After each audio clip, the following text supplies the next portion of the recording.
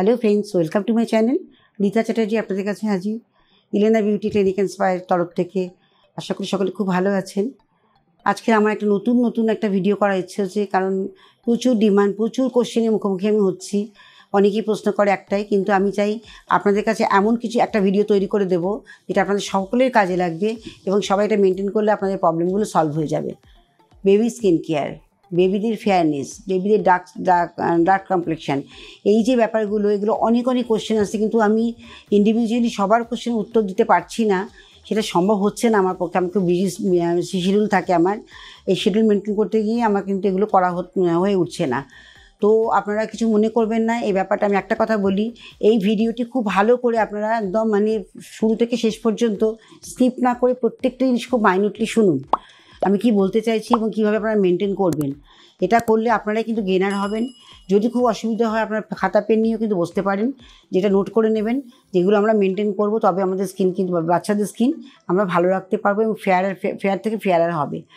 Complexion যাই হোক না কেন, স্কিনের গ্লো যেন ধরে রাখতে পারে বাচ্চাদের, সেটা আপনারা করবেন। এবং হয়তো সানডে থেকে বা হয়তো রোদে দিয়েছেন বাচ্চাকে, তার জন্য কালো হয়ে গেছে, সেই জন্য মন খারাপ অনেক মায়েদের, সেটাও কিন্তু উচিত না করা।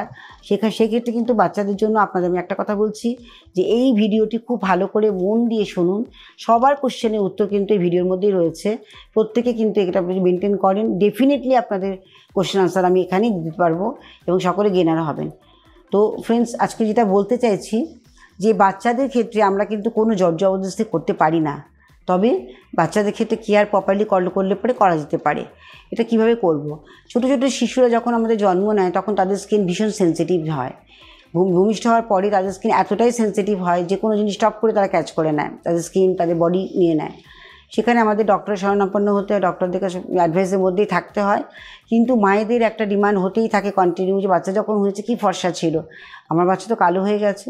এই যে কথাটা, এই কথাটা মাথা থেকে একদম সরিয়ে দিন। বাচ্চার স্কিনে গ্লো, বাচ্চা হার্ডি, বাচ্চার স্কিন চকচকে হবে, বাচ্চা কালো থেকে ফর্সা ডেফিনেটলি হবে, সেটাও কিন্তু আপনি পাবেন। কিন্তু এটা যদি মাথার মধ্যে আপনি নিয়ে বসে থাকেন তাহলে কিন্তু সলভ হবে না। কী করবেন আপনারা শুনুন মন দিয়ে, তাই বলতে চাইছি। প্রথমত বাচ্চাকে রেগুলার একটা হট অয়েল ম্যাসাজ করাতে হয় প্রতিদিন। স্নানের আগে খুব ভালো করে full body hot oil massage করবেন। হট অয়েল ম্যাসাজ সেটা হতে পারে আপনাদের আমন্ড অয়েল, হতে পারে অলিভ অয়েল, যে কোনো একটা অয়েল নিয়ে, বা অনেকে সর্ষের তেল পছন্দ করেন, যারা একটু গ্রামের দিকে থাকেন তারা সর্ষের তেলটা বেশি ভালোবাসেন। যদি পিওর সর্ষের তেল পান সেটা দিয়েও আপনারা ম্যাসাজ করতে পারেন, কিন্তু তেলটাকে একটু হালকা গরম করে নেবেন, নিয়ে খুব ভালো করে ম্যাসাজ করবেন। প্রত্যেকটি জায়গা সুন্দর করে ওদের মাসেল স্টোন হবে, অনেক হার্ডি হবে, ওদের বোন শক্ত হবে। এগুলোকে করার জন্যই বলছি। অয়েল ম্যাসাজ করে তারপর হালকা রোদে, যেখানে ভিটামিন ডি তৈরি হয়, সকালবেলা রোদটা 6টা থেকে 6টা সাড়ে 6টা যে রোদটা যখন উঠছে তখন থেকে ম্যাক্সিমাম 8টা, তার উপরে তো নয়ই, সেই সময়টা হালকা একটা পাতলা সাদা কাপড় জড়িয়ে বা টাওয়েল দিয়ে তারপরে রোদে খানিকটা তাপটা তো বডিতে লাগে, তাতে বাচ্চা সুস্থ থাকবে। দেখুন, ফেয়ার কমপ্লেকশনটা যেমন আমাদের ডিমান্ড, বাচ্চা ভালো থাকবে, এনার্জেটিক হবে, সুস্থ থাকবে, সেটাও তো আমাদের ডিমান্ড, তাই না? প্রত্যেকটি মায়ের ডিমান্ড। তো সেখানে এটা কিন্তু অবশ্যই করবেন। তারপর স্নান করাবেন। স্নান করানোটা কিন্তু একটু ঈষদুষ্ণ গরম জলে করাবেন, খুব গরম নয়, খুব ঠান্ডা নয়, নর্মাল ওয়াটারে খুব ভালো করে বেবিকে স্নান করাবেন। সুন্দর করে প্রত্যেকটি জায়গা ভালো করে রগড়ে পরিষ্কার করে স্নান করাবেন। এবং সপ্তাহে 2 দিন করে আপনারা একটা স্ক্রাবিং করাতে পারেন। বাচ্চাদের আমরা এমনি বাজার চুলতে কোনো স্ক্রাব ইউজ করতে আমি পছন্দ করি না, ভালোবাসি না। সবথেকে বেস্ট হচ্ছে বেসন, যেটা আমাদের স্ক্রাবিংয়ের ভীষণ ভালো কাজ করে ডেড স্কিন রিমুভ করার জন্য। সেটা সপ্তাহে 1 দিন কি 2 দিন আপনার বাচ্চাকে করাতেই পারেন। গোলাপ জল দিয়ে বেসনটাকে গুলে নেবেন বা দুধ দিয়ে গুলে নেবেন, নিয়ে সেটা দিয়ে হালকা হাতে, খুব হালকা হাতে, ভীষণ বেবি স্কিন ভীষণ ডেলিকেট, সেই জায়গাতে কোনো রকম টর্চার চলে না। তাই ওই বেসনটাকে আপনারা কি করবেন, বেসনের মধ্যে গোলাপ জল অথবা দুধ দিয়ে সেটাকে একটা পেস্ট ফর্মে তৈরি করবেন। ওটা ভালো করে লাগিয়ে নিয়ে জল হাত দিয়ে হালকা করে ম্যাসাজ করে, খুব ড্রাই হতে দেবেন না। বেশি ড্রাই হলে কিন্তু ন্যাচারাল অয়েলটা শুকিয়ে যাবে, সেজন্য বেশি ড্রাই হতে দেওয়া দরকার নেই। সেমি ড্রাই হবে, হালকা ড্রাই হবে। খুব ভালো করে ম্যাসাজ করে ওটাকে ধুয়ে ফেলবেন। আর সেই তারপরে হচ্ছে প্যাক, এক্সফোলিয়েশন হয়ে গেল, স্ক্রাবিং হয়ে গেল আপনার। তারপরে ভালো করে স্নান করিয়ে নিয়ে ধুয়ে নিয়ে এবার আপনি সেখানে প্যাক লাগাতে পারেন। প্যাকটা লাগাবেন কীভাবে? যে সমস্ত এরিয়াগুলো এক্সপোজ আছে, যেখানে কালো লাগছে, সেই জায়গাগুলোই লাগান। চন্দন পাউডার নেবেন। চন্দন পাউডারের মধ্যে আপনারা 1 চিমটে হলুদ গুঁড়ো দেবেন, চন্দন পাউডার, হলুদ গুঁড়ো আর একটু মধু দিয়ে আর গোলাপ জল দিয়ে ভালো করে ওটাকে গুলে নেবেন। গুলে নিয়ে যদি বাচ্চার মনে হয় যে হলুদটা দেওয়ার পর র্যাশ হচ্ছে, অসুবিধা হচ্ছে, হওয়া উচিত না, তবুও বলছি যদি হয় সেখানে হলুদটাকে অ্যাভয়েড করে দিন। হলুদ দিলে ফেয়ার হয়, স্কিন সবসময় ফেয়ার হয় হলুদে। তো একটু 1 চিমটে হলুদ দিলে আমার মনে হয় না কোনো ক্ষতি হবে, কারণ বাচ্চাদের আমরা লাগিয়ে থাকি। তো ওই প্যাকটা তৈরি করে পুরো লাগালেন এক্সপোজ জায়গাগুলো, কালো জায়গাগুলোতে। লাগানোর পর ট্যান জায়গায় তারপরে জল হাত দিয়ে মাসাজ করে করে ধুয়ে ফেলবেন। তারপরে ওকে বডি লোশন লাগাবেন। এইভাবে যদি আপনারা কেয়ার করতে পারেন, বাচ্চার স্কিন ফেয়ার থাকবেই, কালো কখনোই হবে না। বাচ্চা হেলদি হবে, সুস্থ সুন্দর বাচ্চা হবে এবং তার স্কিন ফেয়ারও হবে। এবার গেল এক্সটার্নালি, আপনারা ক্লিন করছেন, এক্সফলিয়েট করছেন, প্যাক লাগাচ্ছেন, ময়শ্চারাইজিং করছেন, ভালো লোশন লাগাবেন, বেবি লোশন লাগাবেন। এটা করলেন। কোনো রকম হার্ড সোপ লাগাবেন না বাচ্চাকে, মানে সাবান, মানে বেশি খাট জাতীয় সাবান লাগাবেন না। আর বাচ্চাকে অবশ্যই ফ্রুট জুস খাওয়াবেন 3 মাস পর্যন্ত। আমি বলছি না, তখন মানে সবথেকে হচ্ছে মাদার মিল্ক, যেটা আমরা বেস্ট ফিড বলি, সেটা সবথেকে ভালো। বেস্ট মানে প্রায়োরিটি হচ্ছে, মানে ফার্স্ট প্রায়োরিটি হচ্ছে আমাদের মাদার মিল্কের। তারপরে হচ্ছে আসছে আপনার বাচ্চাকে খাওয়াবেন ফ্রুট জুস। সেটা পরিমাণ মতো, হয়তো মানে 5 ml, মানে চায়ের চামচের 1 চামচের মতো বাচ্চাকে খাওয়াচ্ছেন। সেটা আঙুরের রসও হতে পারে, কমলালেবুর রসও হতে পারে, সেটা ইন্টারনালি ফেয়ারনেস হবে বাচ্চাদের। এগুলো খাওয়াতে পারেন 1 চামচ করে। আর তার সঙ্গে জল মিশিয়ে খাওয়াবেন, রটা খাওয়াবেন না বাচ্চাকে, অত ছোটো বাচ্চাকে। তারপর 6 মাস পর থেকে আপনি রুটিন চেঞ্জ করে করে খাওয়ান, কোনো অসুবিধে নেই। এটা করবেন। বাচ্চাকে ব্রেস্টফিড তো অবশ্যই দেবেন। তারপরে প্রায়োরিটি, বারবার বলছি, প্রায়োরিটি প্রথম হচ্ছে ব্রেস্টফিডে, তারপরে অন্যান্য খাবারে। এটা করবেন। খাওয়া দাওয়া ঠিকমতো করাবেন বাচ্চাকে।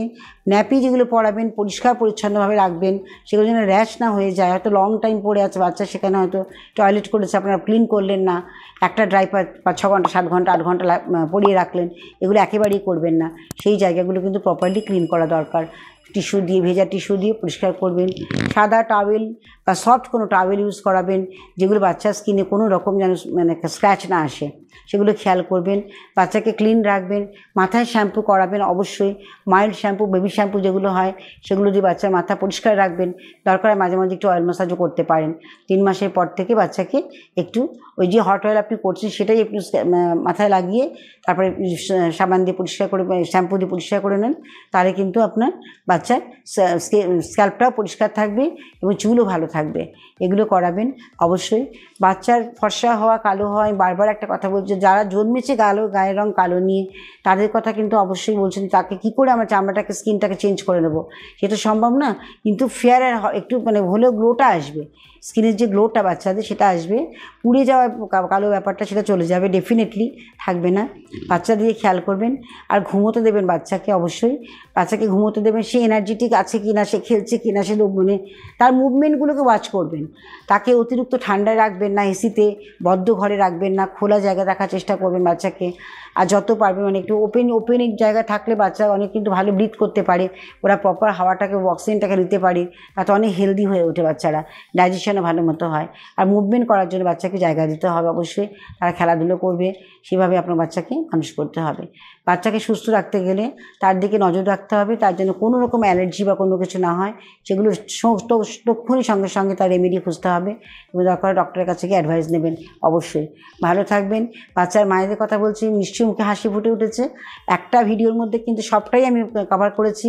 বাচ্চাকে কী করে ক্লিন করতে হবে, বাচ্চাকে ঘুম পাড়াতে হবে, বাচ্চাকে কী খাওয়াতে হবে, এবং যে কোনো বাচ্চা যদি খুব রোগা হয় তাকে হেলদি করার জন্য, তাকে খাবারের জন্য পাকা কলা খাওয়াতে পারেন, আপনারা ম্যাশড করে নিয়ে একটু চামচে করে করে একটু একটু করে খাওয়াতে পারেন। সেটাও আপনার 3 মাসের পর থেকে, 3 মাসের মধ্যে না খাওয়ালেই ভালো হয়। এভাবে খাওয়ান। ফ্রুট জুসগুলো খাওয়ান, ফ্রুটসগুলো খাওয়াতে পারেন। অ্যাপেল ভালো করে গ্রেট করে নিয়ে তার জুসটাকে বার করে নিয়ে সেই জুসটাও খাওয়াতে পারেন। এইভাবে বাচ্চাকে খাইয়ে সুস্থ করুন। বাচ্চা সুস্থ থাকবে, ভালো থাকবে, সুন্দর থাকবে, মাও হাসবে, বাচ্চাও হাসবে, এটাই তো আমাদের কামনা। ভালো থাকবেন, সুস্থ থাকবেন।